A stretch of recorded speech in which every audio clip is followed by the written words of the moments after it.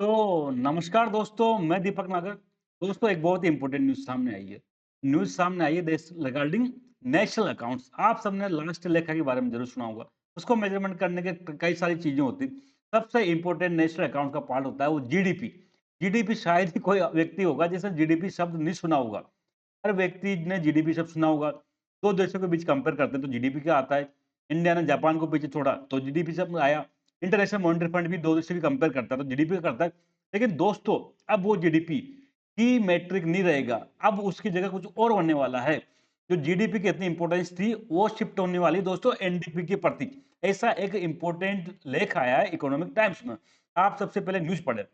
Government base shift to NDP from GDP as a key metric of economy. Government क्या कर रही है? सब प्लान कर रही है जीडीपी से किसकी तरफ शिफ्ट होने का? जीडीपी से शिफ्ट होने का एनडीपी के प्रति। और ऐसा as a key metric of economy. अगर इकोनॉमी के की मैट्रिक देखें तो सबसे इंपॉर्टेंट अगर पैरामीटर देखें तो आज की डेट में जीडीपी है। कोई भी देश की हम जीडीपी की बात करते हैं, उसकी जीडीपी घट गई, बढ़ गई, उस देश ने उसकी जीडीपी को ओवरटेक कर लिया, जीडीपी ग्रोथ रेट इतनी होगी, कम होगी, ये सब चीजें हम देखते हैं। लेकिन दोस्तों अगर वो शब्द अब जीडीपी की जगह अब एनडीपी का इस्तेमाल करने लग जाए तो ऐसा गवर्नमेंट क्यों कर रही है? जीडीपी क्या होती है? एनडीपी क्या होती है? ऐसा गवर्नमेंट ये रिफॉर्म क्यों कर रही है? कब तक करेगी? ये सब के बारे में दोस्तों आज डिटेल में डिस्कस करेंगे। ये इकोनॉमिक्स का दोस्तों एक कोर सब्जेक्ट है, कोर पॉइंट है, कोर बिंदु है, कोर टॉपिक है और इंपॉर्टेंट है। ध्यान से समझे। तो बस बढ़ते हैं दोस्तों हमारे टॉपिक की तरफ। इंडिया में सेकंड न्यूज़ देखिए, इंडिया में rethink how it measures growth. India क्या कर सकता है? रीथिंक कर सकता है कि ग्रोथ को कैसे मेजरमेंट किया जाए। जनरली ग्रोथ को कैसे मेजरमेंट करते हैं? तो जीडीपी के टर्म में करते हैं हम। लेकिन दोस्तों अभी जीडीपी से हम आगे बढ़ने के फिराक में इसको एनडीपी करना चाहते हैं। ऐसा क्यों कर रहे हैं वो हम देखेंगे आगे दोस्तों। A shift from GDP to NDP comes under consideration. ऐसा एक कंसिडरेशन चल रहा है गवर्नमेंट में कि जीडीपी की जगह क्या किया जाए? एनडीपी को किया जाए। ठीक है बात यहाँ पे। तो सारा गेम दोस्तों 2 शब्दों के बीच चल रहा है, जीडीपी और एनडीपी। तो जीडीपी क्या होती है? सबसे पहले तो जीडीपी आप में से किसने नहीं सुना होगा ये वर्ड? Gross domestic product. क्या? Gross domestic product. हिंदी में इसको हम कहते हैं सकल घरेलू उत्पाद। सकल घरेलू उत्पाद। तो दोस्तों जीडीपी के लिए वही हमारा फेमस एग्जांपल किसान का। एक गांव में एक किसान था। वही मैं इसका एक फार्मर के किसान से हमेशा जीडीपी समझाता हूँ। ये ए फार्मर था। हो सकता है इसकी कुछ जमीन हो, एग्रीकल्चर तो होगी ना। हो सकता है इस एग्रीकल्चर से ये 5 लाख रुपए कमा रहा हूँ सालाना। 5 लाख रुपए एग्रीकल्चर में कुछ प्रोडक्शन होगा, गेहूं चावल वगैरह पैदा करेगा तो उससे हो सकता है 5 लाख रुपए कमा रहा हो सकता है इसकी छोटी मोटी इंडस्ट्री हो। अब इंडस्ट्री का मतलब यह नहीं कि टाटा बिरला की तरह हो, किसान है बेचारा। हो सकता है छोटा पापड़ बनाता हो, मोमबत्ती बनाता हो, अगरबत्ती बनाता हो, छोटी कुछ भी बनाता हो, लेकिन छोटे मोटे कुटीर उद्योग हो सकता है उसका। हो सकता है इससे भी ये 5 लाख रुपए सालाना कमाता हो। हो सकता है किसी का गवर्नमेंट जॉब हो, इसके बेटा डॉक्टर हो सकता है, इंजीनियर हो सकता है, टीचर हो सकता है, कुछ भी हो सकता है। तो सर्विस सेक्टर में काम कर रहा हो, सर्विस सेक्टर में काम कर रहा हो, तो हो सकता है यहाँ पे सालाना 10 लाख रुपए कमा रहा हो। तो ये मैं सबको जोड़ दूं, ये सब क्या है दोस्तों? ये 20 लाख बनता है। ये 20 लाख और कुछ नहीं दोस्तों, इस गांव की जीडीपी, इस परिवार एक की जीडीपी है। ऐसे पूरे एक गांव में जितने परिवार रहते हैं सबकी जोड़ दो तो उस गांव की जीडीपी कहलाई जाएगी। एक जिले में कई सारे गांव होते हैं, सारे गांव की जोड़ दो तो जिले की जीडीपी। एक राज्य में कई सारे डिस्ट्रिक्ट होती है, सबकी जोड़ दो तो स्टेट की जीडीपी। एक देश में कई सारे स्टेट्स होते हैं, सबको जोड़ दो तो कंट्री की जीडीपी। कोई दिक्कत है क्या? ये जीडीपी है। अब जीडीपी तो ये मैंने आपको देसी भाषा में समझाने के हिसाब से बता दी। लेकिन अब हम इसको टेक्निकल टर्म की तरफ जाते हैं। It is monetary value. भाई देखो जीडीपी मैंने बताया आपको। यहाँ एक किसान ने देखो एग्रीकल्चर में कुछ पैदा किया होगा, गेहूं चावल सरसों। तो यहाँ पे हमें जीडीपी में ये नहीं लिखते 100 क्विंटल गेहूं। क्या इंडस्ट्री में ये नहीं लिखते कि 100 कार बनाई? नहीं। जीडीपी को हमेशा मॉनेटरी वैल्यू निकलते हैं। अगर 100 क्विंटल सरसों पैदा हुई तो उसकी क्या मॉनेटरी वैल्यू है, वो जीडीपी में गणना की जाती है। तो जीडीपी एक रुपये में गणना होती, क्विंटल में, किलो में, या फिर कोई लंबाई चौड़ाई में जीडीपी की गणना नहीं करते। जीडीपी होती है मॉनेटरी वैल्यू, पैसे की मात्रा होती। तो ये दोस्तों 5 लाख, इस टीचर ने कमाए 10 लाख रुपए। तो एज ए मनी रूप में जीडीपी की गणना की जाती है। तो इट इज मॉनेटरी वैल्यू क्या किसका? गुड्स एंड सर्विसेज का। जिस किसी कंट्री में कोई गुड्स पैदा होती है, एग्रीकल्चर में होती है, इंडस्ट्री फैक्ट्री में होते हैं, कार होती है, लैपटॉप होता है, टीवी होती है, टैबलेट होता है, कुछ भी चीज प्रोडक्ट्स हो सकती है। सर्विस सेक्टर का हो सकता है, ट्रांसपोर्ट का, एजुकेशन का, हेल्थ का, टेलीकम्युनिकेशन हो सकती है, ये कई सारी सर्विसेज होती है। तो जितने भी देश में गुड्स एंड सर्विसेज पैदा हो रही है, और कौन सी फाइनल इंटरमीडिएट नहीं दोस्तों, गेहूं पैदा हुआ, गेहूं का बन के ब्रेड, तो गेहूं अलग से गिनती नहीं होगी। क्यों? क्योंकि गेहूं तो ब्रेड में शामिल हो ही गया ना। इसलिए इसमें इंटरमीडिएट वस्तुओं की गिनती नहीं की जाती है। समझो बात को। टायर, टायर लग गया कार में, तो वो कार की कीमत में टायर शामिल है नहीं है। है आप सब बोलोगे, है तो फिर टायर की अलग से वैल्यू क्यों गिनेंगे? तो टायर क्या होगी? इंटरमीडिएट गुड होगी, मध्यवर्ती वस्तु के। तो जीडीपी में दोस्तों मॉनेटरी वैल्यू होती है किसी all final goods and services produced, पैदा हो रही किसमें? With in countries geographical border, Bharat की ज्योग्राफिकल बॉर्डर में, भारत देश के जो भीतर में गुड्स एंड सर्विस का प्रोडक्शन हो रहा है, उसकी मॉनेटरी वैल्यू को जीडीपी कहते हैं। अब मुझे इतना बता दो, जैकलिन फर्नांडिस कहाँ की है?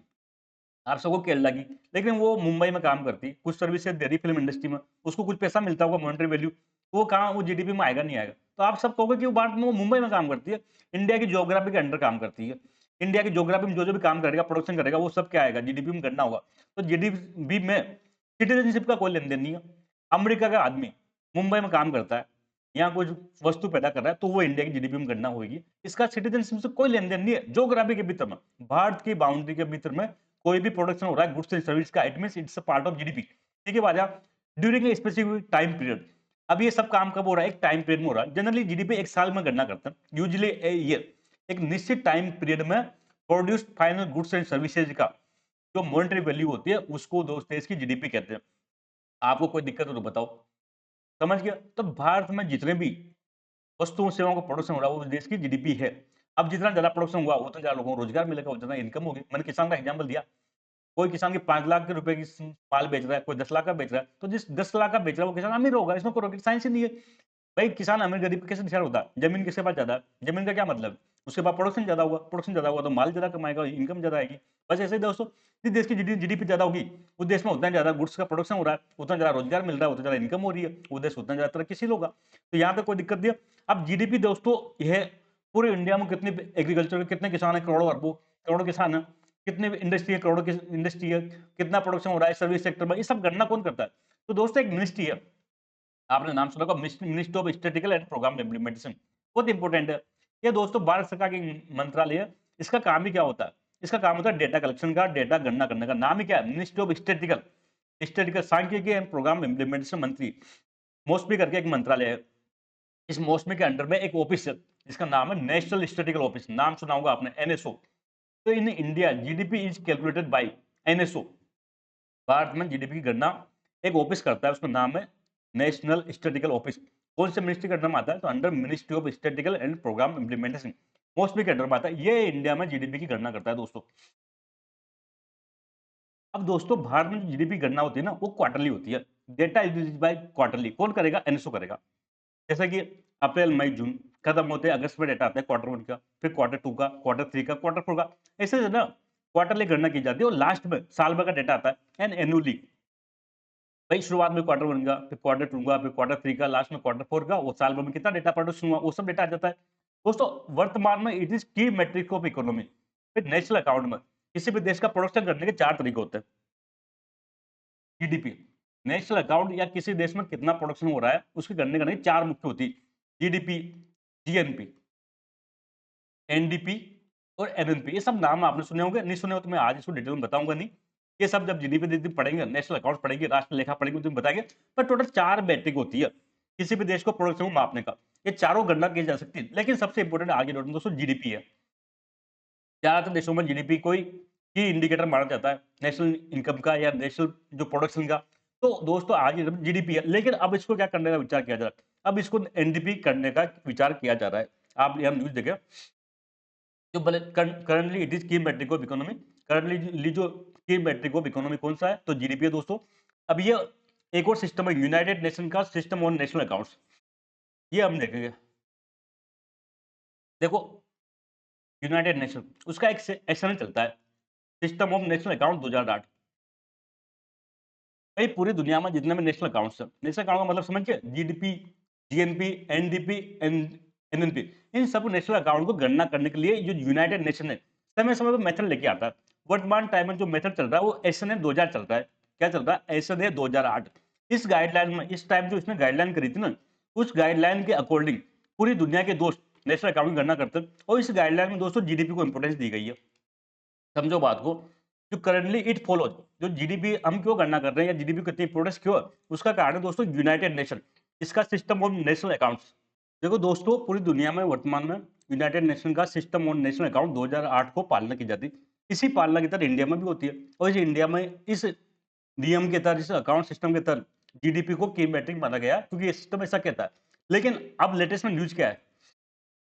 लेटेस्ट में न्यूज़ है कि जब हम जीडीपी की जगह एनडीपी को माने, तो अब एनडीपी किसे कहते हैं? भाई एनडीपी किसे कहते हैं? तो देखो, जीडीपी तो क्या था? Gross domestic product. अब एनडीपी क्या? Net domestic product.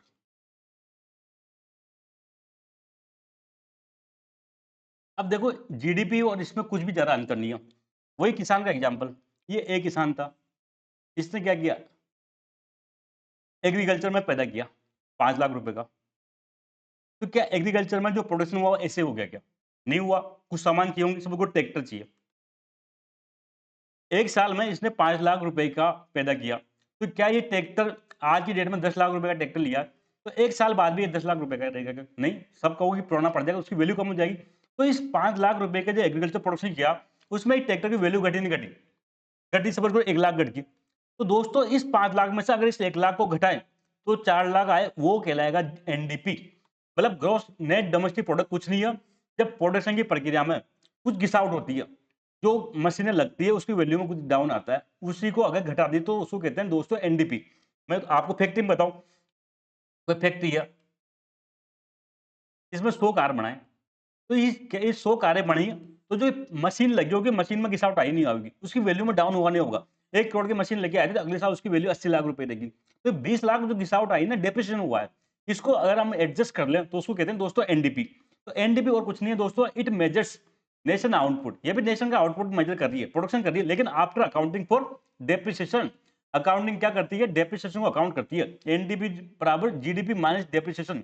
जीडीपी में से प्रोडक्शन के दौरान जो मशीन की टीयर वियर होता है, टूट फूट होती है, उसकी वैल्यू में गिरावट आती है, इसको घटाते हम तो एनडीपी कहते हैं इसको। तो अब ये एनडीपी ज्यादा अच्छे से क्या करती है? नेशनल अकाउंट को रिप्रेजेंट करती है। क्यों? तो दोस्तों, एक्चुअल में हमने कोई प्रोडक्शन किया, तो प्रोडक्शन में जो मशीन की वैल्यू घट गई, उस मशीन की वैल्यू को हमें एडजस्ट कर रहे हैं यहाँ पर। तो असली प्रोडक्शन हमारा इतना ही है।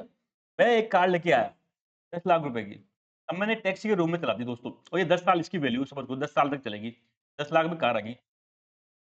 अब मैंने इस कार से इस साल 5 लाख रुपए कमाए। पर दोस्तों, इस कार की इस साल 1 लाख रुपए की वैल्यू डाउन हुई नहीं हुई? हुई नहीं हुई, बताओ। 10 साल ये कार चलेगी, 10 लाख रुपए की कार थी, तो हर साल ये 1 लाख रुपए इसकी वैल्यू डाउन हो रही है। तो एक्चुअल में अगर इसको माइनस 1 लाख करूँ, इसकी जो कार की वैल्यू घटी, तो मैंने एक्चुअल में तो कितने 4 लाख रुपए कमाए। सेम क्वेश्चन दोस्तों यही है। ट्रैक्टर हर साल घिस रहा है, 10 साल बाद किसान को नया ट्रैक्टर लाना पड़ेगा, तो फिर वो जेब से पैसा देना पड़ेगा ना 10 साल बाद। तो वो हर साल कहाँ जा रहा है? वो हर साल जो प्रोडक्शन हो रहा है, उससे उसकी वैल्यू डाउन हो रही है। तो एनडीपी का कंसेप्ट दोस्तों ये कहलाता है कि भाई जीडीपी में से जो प्रोडक्शन में जो में मशीनों की जो टियर वियर हो रहा है, जो गिसावट हो रही है, जो वैल्यू डाउन हो रही है, उसको घटा दो तो एनडीपी आता है। भारत में दोस्तों वर्तमान में एनडीपी को इतनी इंपॉर्टेंस नहीं है, जीडीपी को ही इंपॉर्टेंस है, क्योंकि मैंने बताया की एंकर वही है। तो जीडीपी गणना दोस्तों क्वार्टरली नहीं होती, एनुअली होती है। एनुअली करता है एनएसओ, ये जीडीपी के साथ ही डेटा आता है दोस्तों उसका। एनडीपी का अलग से डेटा नहीं आता, जीडीपी के साथ ही डेटा आता है, एनएसओ की तरह ही आता है, लेकिन क्वार्टरली नहीं, आगे एनुअली आता है, और उसको भी इतना इंपॉर्टेंस नहीं होती है, ना कोई अखबार में न्यूज आती है, कोई ऐसा मतलब इसको ऐसा कोई मुद्दा बनाया नहीं जाता है। अब आज की डेट में जो लेटेस्ट न्यूज ये है दोस्तों, कि गवर्नमेंट क्या करना चाहती है। गवर्नमेंट जो बेसिक न्यूज आई है इकोनॉमिक टाइम्स में, wants to shift NDP from GDP key metric of economy. Economy के की मेट्रिक के रूप में दोस्तों जीडीपी की जगह अब गवर्नमेंट एनडीपी की तरफ शिफ्ट होना चाहती है। ऐसा गवर्नमेंट क्यों कर रही है भाई? गवर्नमेंट को क्या शौक चढ़ा? तो सबसे मेजर रीजन मैंने बताया, अभी के डेट में गवर्नमेंट कौन सा सिस्टम फॉलो कर रही है? तो यूनाइटेड नेशन का जो सिस्टम ऑफ नेशनल अकाउंट 2008, उस 2008 में दोस्तों जीडीपी पर बल दिया गया। लेकिन दोस्तों लेटेस्ट में यूनाइटेड नेशन एक नया कंसेप्ट लेके आई है। United Nation broad system of national account 2025, SNA 2025। United Nation कौन सा नया सिस्टम लेके आया? तो जो नेशनल अकाउंट का एक नया सिस्टम लेके आया, सिस्टम ऑफ नेशनल अकाउंट 2025, 2008 की जगह 2025 लेके आ रहा है। उसमें दोस्तों क्या हो रहा है, गवर्नमेंट इसके साथ जाना चाहती है। अब दोस्तों जो ये यूनाइटेड नेशन का एसएनए 2025 है, इसमें ये कहा गया है कि भाई जीडीपी की जगह क्या करो, आप एनडीपी का प्रयोग करो। अकॉर्डिंग टू एसएनए 2025, एनडीपी वो क्या गया, कंसेप्चुअली सुपीरियर टू जीडीपी। जो जीडीपी है, एनडीपी है, वो जीडीपी से कंसेप्चुअली सुपीरियर है, मतलब उसका स्थान ऊंचा है डेटा क्वालिटी के मामले में। आप एनडीपी जीडीपी का इस्तेमाल न करके एनडीपी को करो। क्यों? क्योंकि NDP is conceptually superior. NDP क्या कंसेप्चुअल बढ़िया है जीडीपी से। क्यों है? क्योंकि इससे क्या होता है दोस्तों, arguing that NDP better capture the true cost of production by accounting for depreciation of asset। NDP क्या करती है दोस्तों, बेटर कैप्चर करती है किसको, true cost of production. Actual में प्रोडक्शन की लागत क्या आई है, वो एनडीपी में जरा अच्छा पता चलता है। क्यों? क्योंकि अकाउंट किसको करती है, जो फिक्स असेट होते हैं, मशीनरी होती है, उसमें जो डेप्रिसिएशन होता है ना, उसको इसमें अकाउंटिंग की जाती है। इसलिए दोस्तों एनडीपी क्या है, is better conceptually superior than GDP, arguing that NDP better captures the true cost of production by accounting for depreciation of assets। जो depreciation of assets होता है ना, उसको अकाउंट करता है एनडीपी, इसलिए बेटर देन जीडीपी है, ज्यादा कंसेप्चुअल सुपीरियर है, ऐसा मैं नहीं कह रहा, ऐसा ये यूनाइटेड नेशन का जो एसएन 2025 का लेटेस्ट कंसेप्ट आया है वो कहता है दोस्तों। इसलिए गवर्नमेंट भी क्या चाहती है, अब इसको शिफ्ट करना चाहते हैं कहां पर, एनडीपी की तरफ जीडीपी की से। जो बेसिकली एमएसपी क्या करे, इवैल्यूएट कर दिया data methodological change to required to implement the SN 2025 recommendation. Basically जो यूनाइटेड नेशन ने नया ये नेशनल अकाउंट का सिस्टम लेके आया एसएन 2025, इसमें जो रिकमेंडेशन दी गई है, अब गवर्नमेंट क्या कर रही है, उसको तरफ शिफ्ट करना चाहती है। इसके लिए क्या कर दिया, डेटा को इवैल्यूएट कर दिया, मेथोडोलॉजिकल चेंज करना पड़ेगा तो वो भी करेगी। अब दोस्तों ये सबका टारगेट गवर्नमेंट लेके चलती है कि भाई हम 2029-30 तक जो ये इंप्लीमेंटेशन है ना, ये चेंज है जीडीपी से एनडीपी की तरफ शिफ्ट है, उसको हम लागू करेंगे। Implementation is targeted for 2029-30। तो दोस्तों ये पूरा कंसेप्ट था जीडीपी वर्सेस एनडीपी का। आई होप आपको समझ में आया होगा। हम जल्द मिलेंगे दोस्तों, तब तक के लिए थैंक यू, जय हिंद दोस्तों।